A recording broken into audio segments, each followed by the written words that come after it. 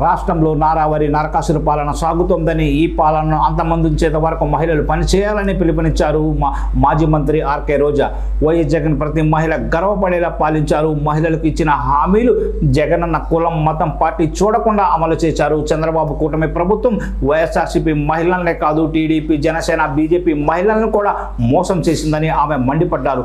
Pakistan ఉగ్రవాదులపై Sophia Qureshi ఉమెక్ single పోరాటం అందరికీ ఆదర్శం.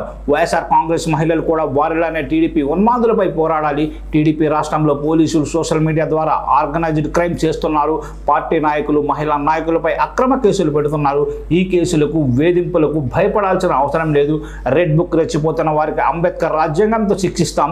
మహిళలను వేధించిన వాళ్ళందరి పేర్లు బ్లూ బుక్ లో రాస్తాం. జగనన్న 2.0లో తప్పుడు కేసులు పెట్టిన వాళ్ళకి వడ్డీతో సహా తిరిగి ఇచ్చేస్తామని ఆర్కే రోజా అన్నారు. రాష్ట్రంలో నారావారి నరకాసుర పాలన సాగుతోందని ఈ పాలనను అంతమొందించేంత వరకు మహిళలు పనిచేయాలని పిలుపునిచ్చారు మాజీ మంత్రి ఆర్కే రోజా.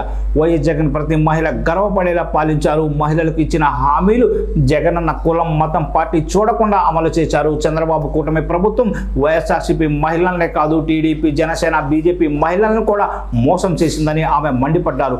పాకిస్తాన్ ఉగ్రవాదులపై సోఫియా ఖురేషీ ఉమెక్ సింగల్ పోరాటం అందరికీ ఆదర్శం. వైఎస్ఆర్ కాంగ్రెస్ మహిళలు కూడా వారిలానే టీడీపీ ఉన్మాదులపై పోరాడాలి. టీడీపీ రాష్ట్రంలో పోలీసులు సోషల్ మీడియా ద్వారా ఆర్గనైజ్డ్ క్రైమ్ చేస్తున్నారు.